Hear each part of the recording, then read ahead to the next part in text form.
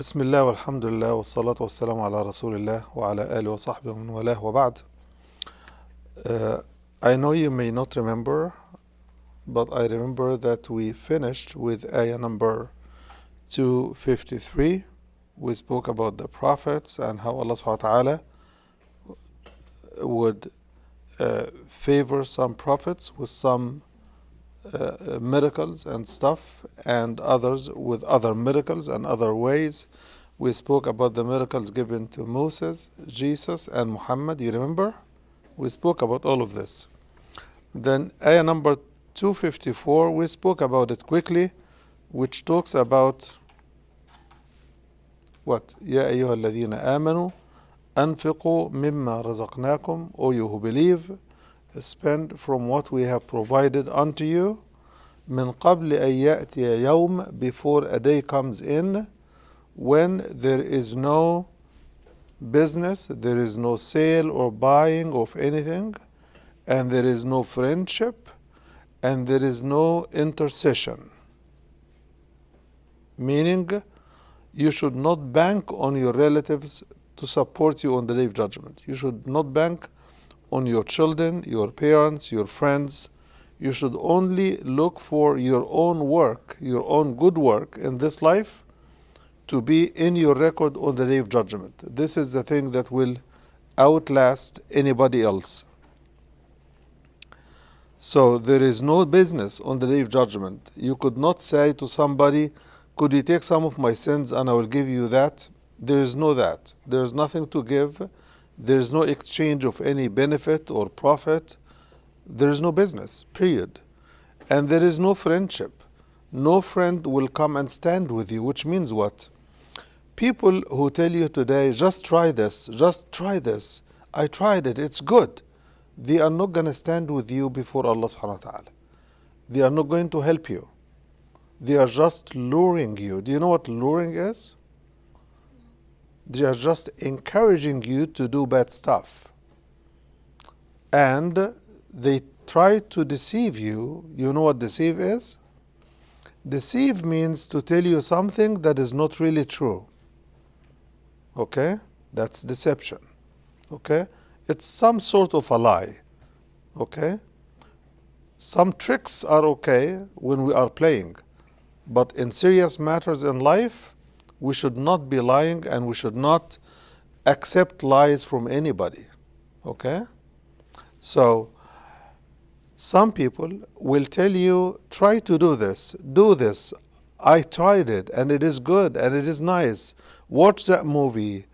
Take that link and look at it. All of this, if it is bad, they will not stand with you on the day of judgment to protect you. They are not going to do that. So one has to be careful. On this day, we have all the choices of friends and good people. You can choose to pick a good friend or a bad friend.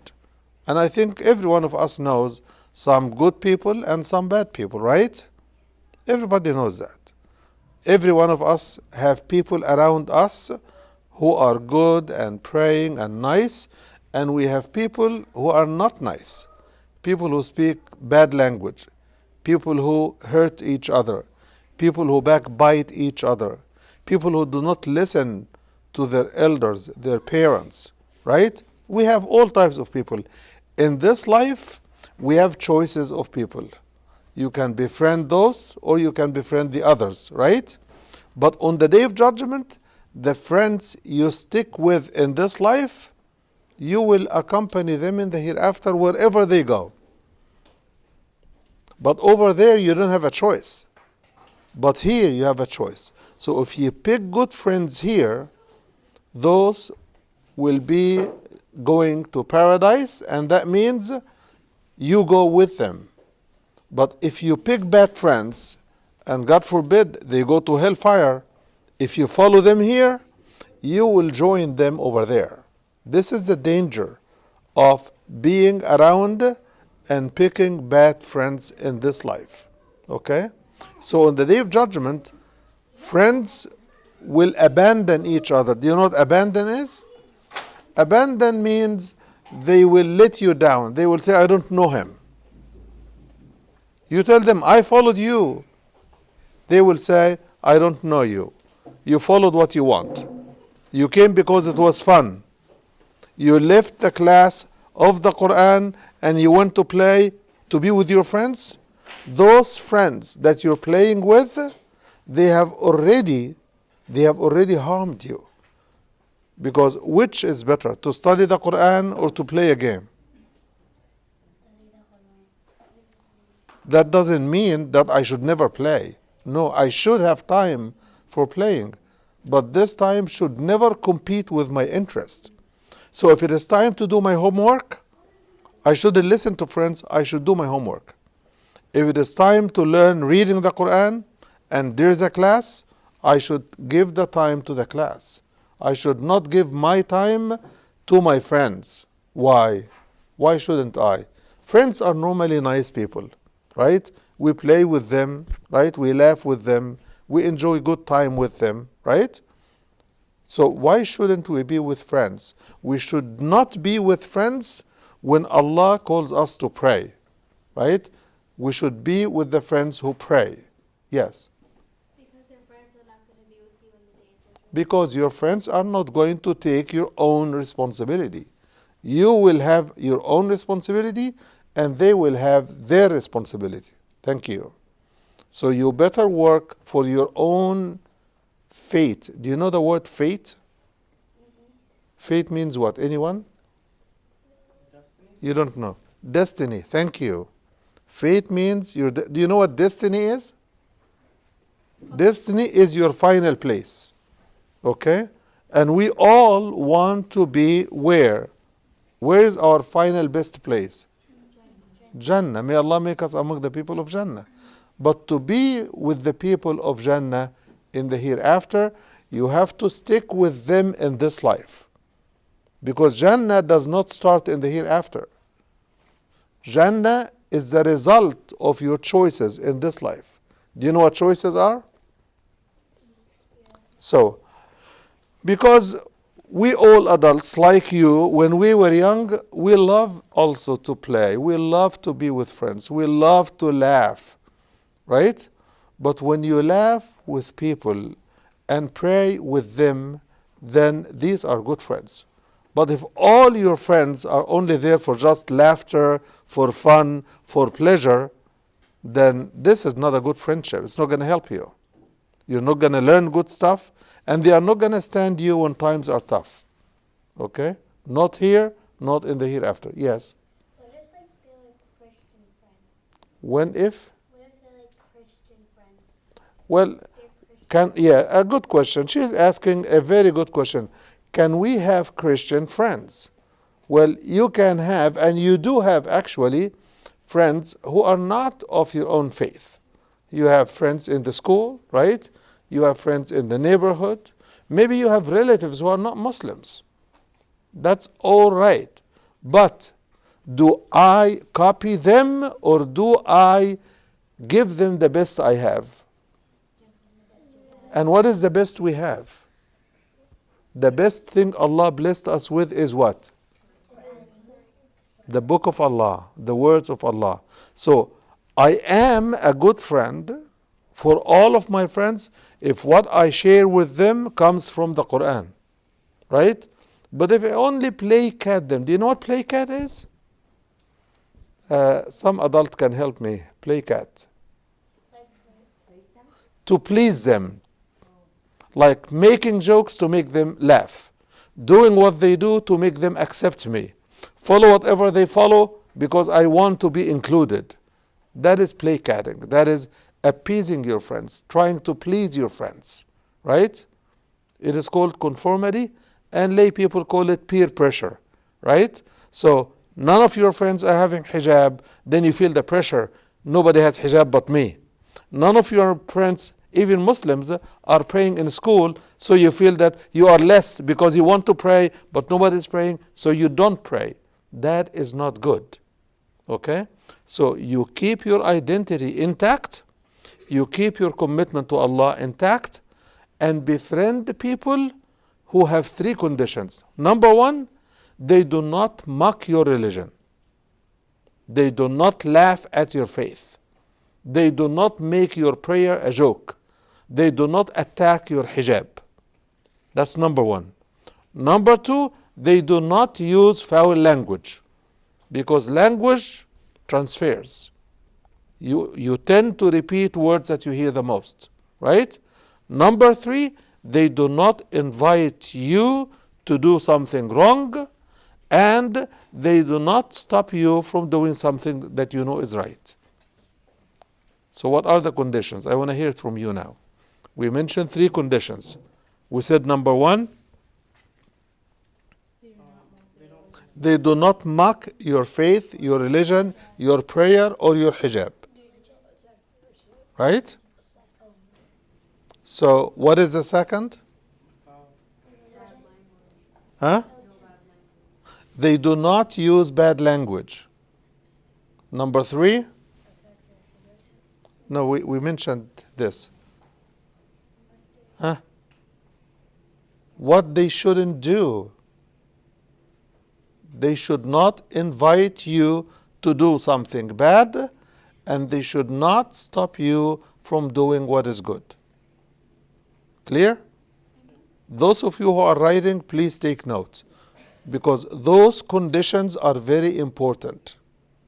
I will repeat them again. Okay? Are you going to write? Okay. Number one, they do not mock, M-O-C-K, your religion. They do not attack your hijab, your faith, your prayer, or your beliefs. Clear? Yes. You wrote this? So for everybody, we are talking about the ayah number 254, Surah Al-Baqarah, Surah number 2, where Allah is telling us, on the day of judgment, there is no friendship. But we are saying, no, you will be with your friends. Right? So what does it mean? It means there is no help from friends. There is no help from friends, because everybody will be too busy taking care of their own deeds on the day of judgment. It will be a very difficult situation, except for the believers. Allah will give them comfort in this life, in their obedience, in their submission, in listening to the teachers who are telling them good stuff, parents who are guiding them to obey Allah subhanahu wa ta'ala. They listen to Muslim scholars teaching them their faith, right? Those who do this together, they become the best friends on the hereafter. They will enjoy actually the company of each other. Okay? So tell me what you wrote so that we can continue. What did you write so far? They do not mock what? Mock you or take your hijab off. They do not mock your faith, your prayer,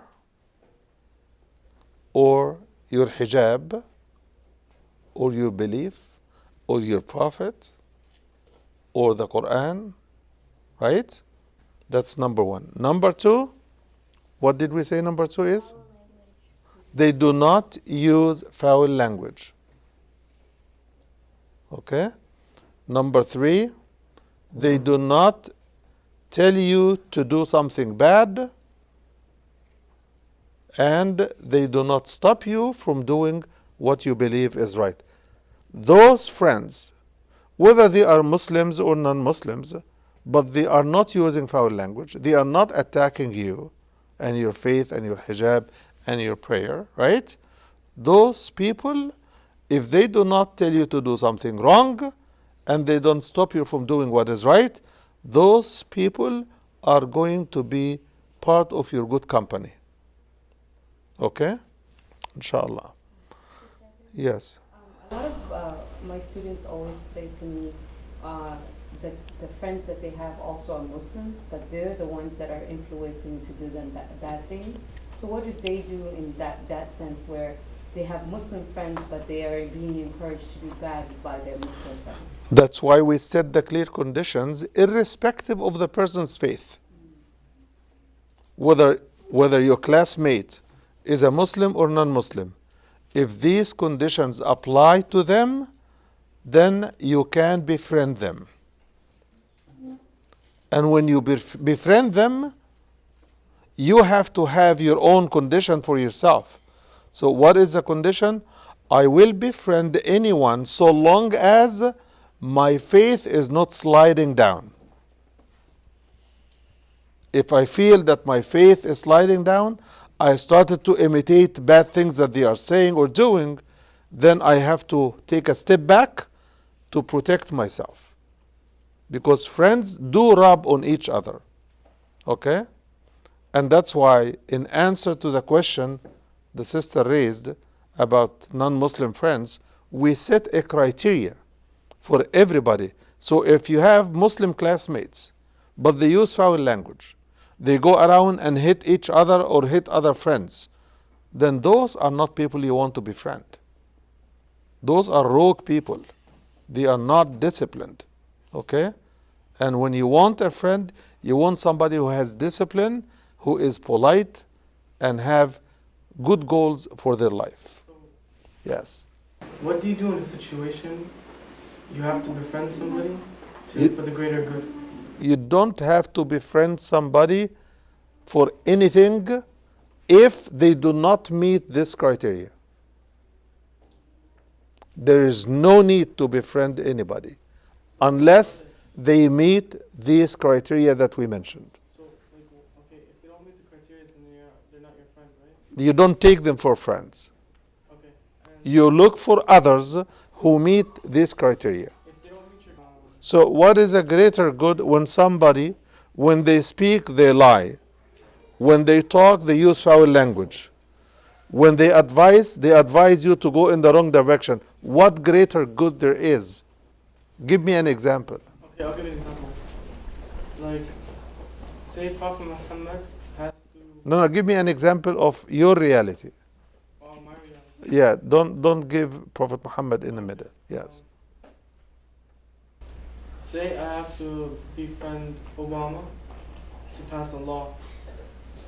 How do I befriend him to pass the law if I can't befriend him to pass the law? Okay. Did you hear his question? Okay.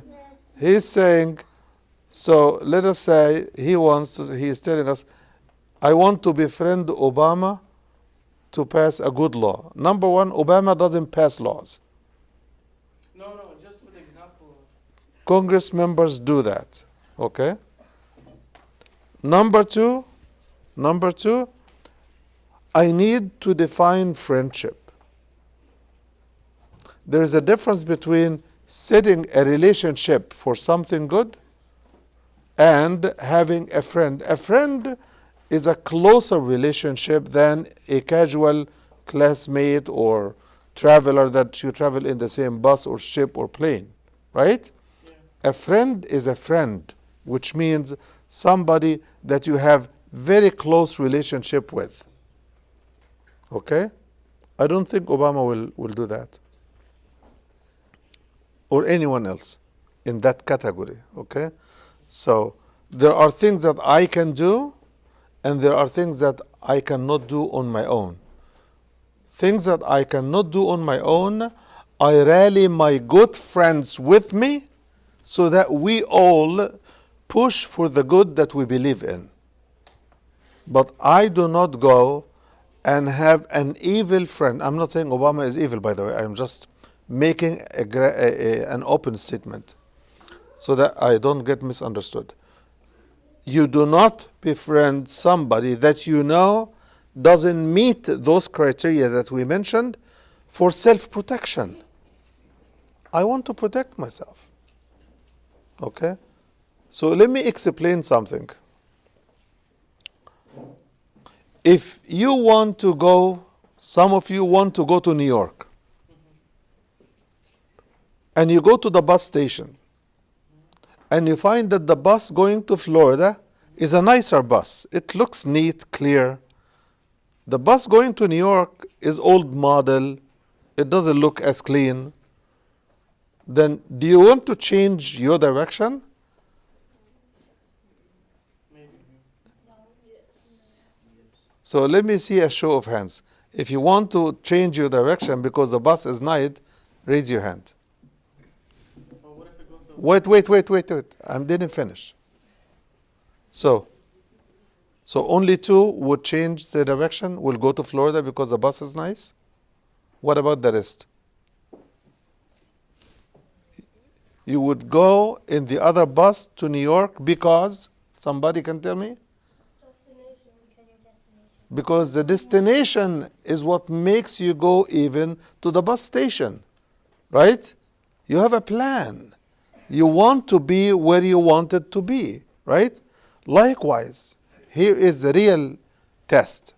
If you want to go to paradise, do you go behind people whom you know their behavior doesn't qualify them for paradise, their faith doesn't qualify them, their way of life doesn't qualify them? Do you go with them to go to paradise? Why? Because there is a risk that you end up where they end up, right? That's why choosing friends is very important. Do you understand? So it is not how nice the bus is, because you're going to stay in the bus for a few hours, but then your whole goal is the destination. Where do you want to be? If it is the summertime, who wants to go to Florida? Listen, people who do not meet this criteria are likely to drag you to where they want much more than the likelihood of them traveling the way you want them to. So even among people who believe in any other way, choose the people who meet this criteria. Somebody who is not insisting on dragging you to hellfire. Somebody who doesn't want to put you in trouble. Somebody who doesn't want to invite you to drugs. Do you understand? Okay. So we know from now that there is a good reason why Allah told all of us, adults and children, young and old, to follow one single man. Do you know who this man is? Huh? Prophet Muhammad sallallahu alaihi wasallam. And why did Allah choose Prophet Muhammad for us to follow? And He told us, follow him. This is the sign that you love Allah. Right? Why? Now I want to get your answer. Why do you think He's telling all of humanity follow him? Because he's the first messenger. Because he was trustworthy. Because what? What does his example offer us? He was trustworthy. If I follow him, where do I end up? Now you understand. So those of us who desire and want to go to Jannah, they have the example of the Prophet ﷺ to follow. Right? So what kind of friends can we befriend? Yes, I want you to tell me. Good friends. What constitutes a good friend? They don't say bad words to you. What else? Ismail is raising his hand. Ismail, go ahead. Huh? Be a friend to yourself. What? Say that loud. He's saying befriend yourself. Yes, go ahead. Very good. Do not mock your faith or your practice of your faith, your prayer, your hijab, your family. Yes? What if you befriend someone who doesn't meet that criteria, but it's like because you want to influence them to be better? Don't befriend them until you influence them. How? How do you know once you've influenced them? They stop doing what is wrong and they start doing what is right. No, but what if you don't see them? Well, if they go, What if for Allah- example, Stop laughing. Stop. if they go to the mosque, I mean, if you go to the mosque and they say, hey, can I come with you? That's a good influence. You know what I mean? Like that. When your influence shows up in their choices, then they are giving you signals that they are listening to you. But if they continue their way, mind you, because you may be influenced by them. Or That's- when they that- just ask you like about your religion, like why you believe. Yeah. Okay, so if they inquire about your faith, that's a good sign. If they ask you, can I pray with you? That's a good sign. If they ask for a booklet or book, that's a good sign. It means they want to learn, yes. What would a Christian person approach you? What if a Christian person approaches you? No, what would a Christian friend wants to pray with you? Because some people want to try to see what this prayer is about. From time to time, I get people coming to the masjid and they say, can I join the prayer? Of course. They can come and they can try. And some of the people that are with us today, when they were not Muslims, they came and they tried the prayer. Sometimes they do it at home with friends, and sometimes they look for YouTube videos, internet resources, then they come. Yes. Yeah, if somebody asks about prayer, what do you tell them normally? Do you have friends who ask you about your prayer? Yeah. Hmm? Yes. No. I will maybe. None of my friends ask. Do you pray in school? No. No. I don't have enough time. I don't. No. None of you pray in school? You pray in school? You do? I used to in another school. Then what happened? What's so funny about that, guys? He was just saying what he did to the school. So, and why don't you pray in school, by the way? Because they don't have a salaya. So, what's your name, brother, you're asking? No, behind you. Where can you pray? That's the question. Where can you pray? Well, you can ask the school administration and tell them, I have a prayer at this time, and if I do not pray it in school, by the time I go home, the time for prayer will be out. And I want to pray it on time. Is there a chance you could give me a place in the school to pray? By the way, schools who now have what is called Muslim Student Association as a club, they started by one person asking the administration of the school, I want to pray. That's it. After that, other students came, then they gave them a whole room and they pray Jum'ah and so on and so forth. So if you never ask, you will never get. Yes, yes. But they I asked my school, but they said they can't make an extra room because of the budget or something like that. No, you don't want to reserve a room for a whole week. You want to get a room or a place to pray that is safe whenever you want to pray at the prayer time. That's it. You don't want to buy a room or rent a room or reserve a room 24/7. Yeah, they just said no. They just said no. Yeah, but because they think that you want a room that becomes exclusive for prayer. What you need is to ask for a place and a space to pray on time, because this is a requirement of your faith. Okay? Yes. This is another question. She's saying, what about if you don't know where the Qibla is? I think if you have an iPhone or any phone that has a compass, if you don't have a phone, buy a compass from anywhere and direct it at 56 degrees north of east. Okay? That's the Qibla in our area here. Ask your teacher for her iPhone. She's always gonna help you. Don't ask the teacher for their phone. It is 56 degrees north of east. Okay? So, let me see. You see, if this is the horizontal line, right? And I want to know the Qibla, then I mark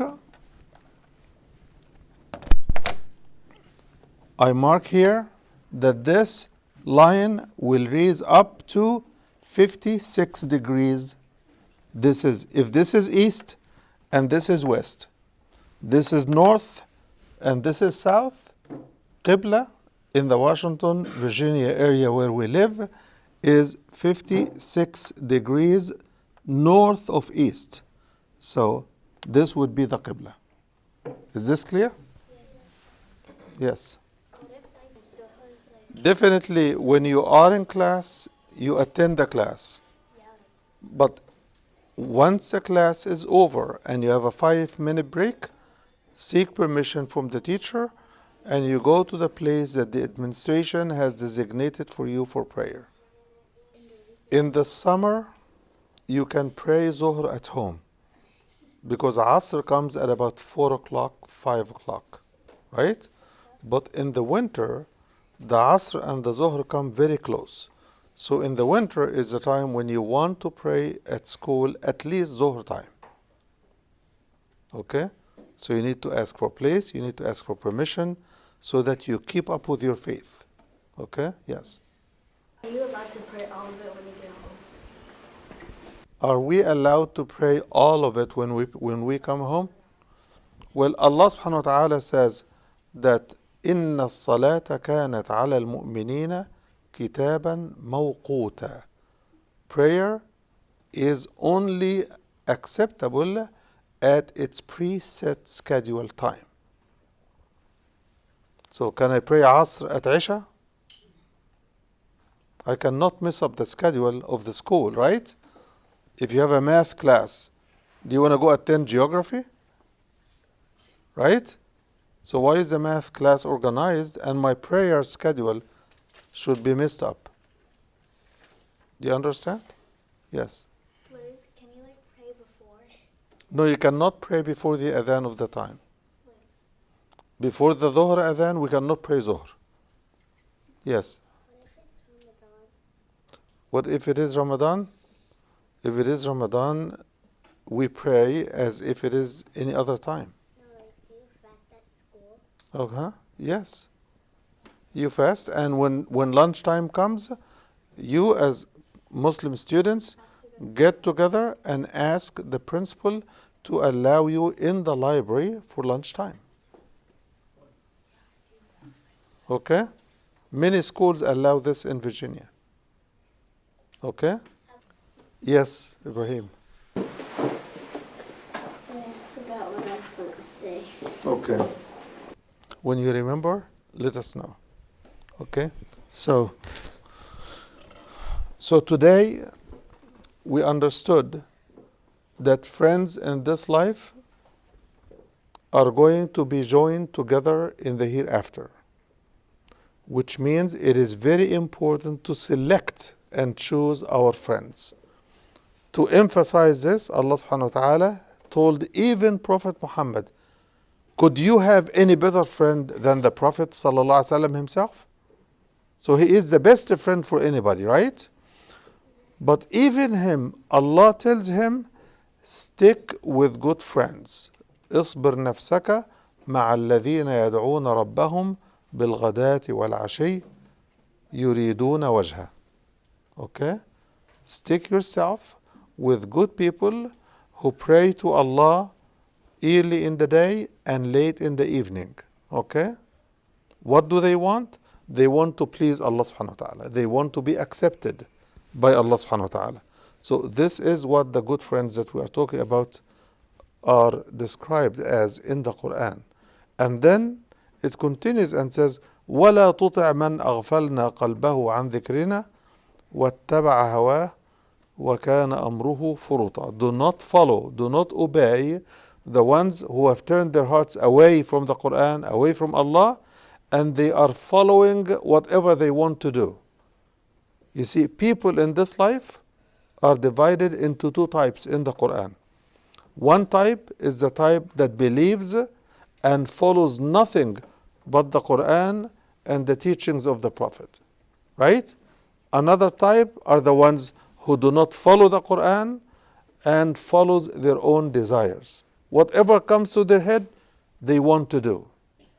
So they are living like grazing animals in the jungle.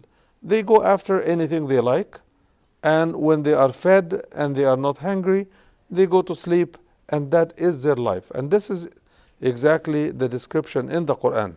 So you have to choose to be a perfect example of Islam by learning the Quran, practicing the Quran, loving the Quran, and staying with good friends who love the Quran as you do. Okay? Any other question? So he asked, what if somebody asks me about prayer? What should I tell people who are not Muslims about my prayer? Here is a list of things you could. Number one, the way we Muslims pray is the same exact way all prophets prayed. Abraham prayed like us, Ishmael prayed like us, Isa prayed like us, Musa prayed like us. Everybody prayed the same way we pray. You read in the Quran, Ya Maryam, uqnuti li rabbik, wasjudi warka'i ma'ar raka'in. O Maryam, be devoted to Allah, go down in prostration, and go down, bowing down to Allah. So prostration, bowing down is part of the prayer. Prophet Zakaria alayhi salam, was standing up and praying. Al-Qiyam is part of the prayer. Okay? So we know that all of the prophets prayed the way we did. So the Prophet Muhammad sallallahu alaihi wasallam did not invent prayer from scratch. He followed the way every other prophet prayed to Allah. How is that?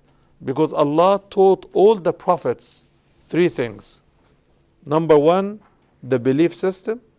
Number two, the worship system. Number three, the moral system. Do you know what the moral system is? The ethical things to do, the principles of life. You do not lie, you do not cheat, you do not harm anybody, you do not harm yourself, you look after your interests. All of these things Allah taught all prophets. So Prophet Muhammad followed the guidance of Allah, and that's why we are following what he has been doing. Clear? Okay. So the number one, we pray the way prophets pray. So what did Muslims do? Muslims, instead of people who abandoned, who discontinued to pray like their prophets, Muslims continue to pray the way prophets prayed. That's why when somebody doesn't know how even their prophets prayed, they think that your prayer is weird, right? It is something strange for them because they don't know. But if you ask them, what do you think Jesus prayed like? How did he pray? And if he doesn't know and you don't know, come and ask me and I will give you the reference to tell him how Jesus prayed. Okay? Yes. Give a chance to somebody else, please. Yes. So the question is, if somebody is annoying you or trying to bully you, right? What do you do, right? Well, you should talk to the teacher if this happens in a classroom. If this happens in the corridor or in the playground during the recess, then you should talk to the teacher in charge. If the teacher in charge does not take care of that child, then you go to the principal directly. What if you're in the bus? Talk to the driver and ask him to take note and make a complaint. If there is a teacher in the bus, talk to the teacher on the bus. And in either case, when you go home, tell your parents what happened and what did you do about it and what response you got, because they will help you deal with the situation. Okay? Very good. Okay. Any other question?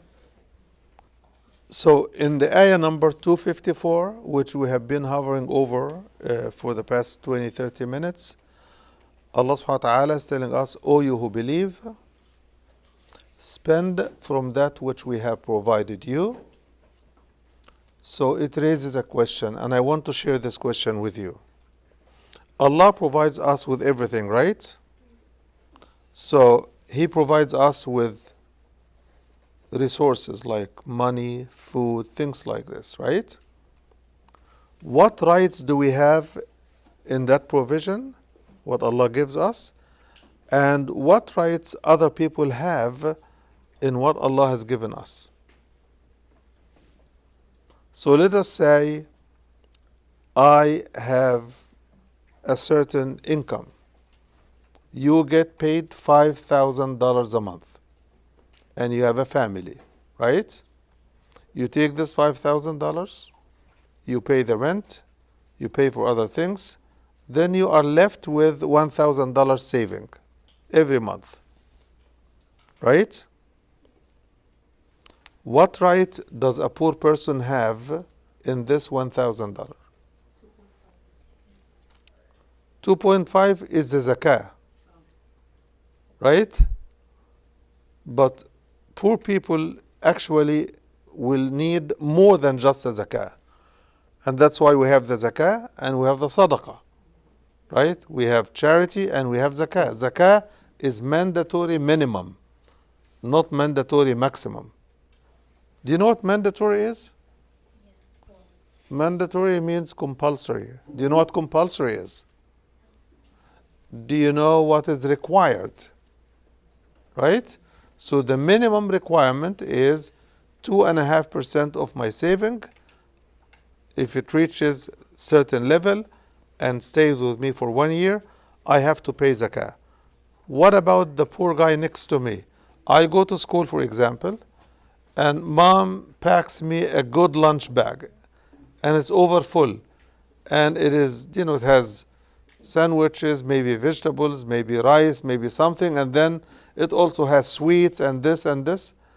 And I see that one of my fellow classmates doesn't have any lunch. What do? You share part of what you have, right? And you share it with love and respect, right? And when you do this, you are cultivating, you are planting, you are developing loving relationship between you and your friends. So even if those friends are bad mouthing anybody, when they see you polite and nice and kind, they shut up and they do not speak foul language in your presence. Okay? So Allah is telling us, spend from what we have given you. So because He gave us everything, He has the right to tell us how to spend what we get. Yes. What is the difference between zakah and sadaqah? Very good question. Zakah is the 5th pillar of Islam. You know the 5 pillars? Everybody? What are the 5 pillars? Number 1 is Shahadatain. Number 2, Salah. Number 3, Sawm. Number 4, number 5, thank you. So we have those 5 pillars. One of them is zakah, right? Okay. So as far as salah is concerned, we have 5 prayers a day, right? You know the 5 daily prayers? What's the first one? Fajr. The second? The third? Asr. The fourth? And Isha, right? Do we do other prayers beside the fard? We do sunnah, right? Likewise, we do zakah for money, but we also do sadaqah. Sadaqah is any charity that you give beyond your zakah. You understand now the difference? Does anybody understand what the difference between zakah and sadaqah now? Well, I spoke about the one who has to share part of what he has with someone who doesn't have. That's what I spoke about. Do you want to ask another question about this? You want to say, what if he doesn't have? Is this your question? If he doesn't have lunch, he cannot share anything, of course. Yes. I will come to you, Yunus. Yes. What's the time window for each of the prayers? The time window of each prayer is a very good question. Zohar prayer is from the time the adhan is made until before the adhan of Asr. This is the prayer window for Zohar. And the time window for Asr is from the adhan time for Asr until before the Maghrib adhan. and it goes on for every time. Okay? So from Fajr, you have Fajr to... No, except for Fajr. Fajr is from the Adhan time until sunrise, before sunrise, and Isha is until midnight. Okay? Yes. It's 8:41 right now. Mashallah. I didn't hear you. He said it's 8:41 right now. Oh. So you're holding the schedule. Thank you. It's on the TV. Okay. Let me get Yunus because he raised his hand. Can we listen to Yunus? Yes. Sometimes schools, like, sometimes classes, they say no sharing.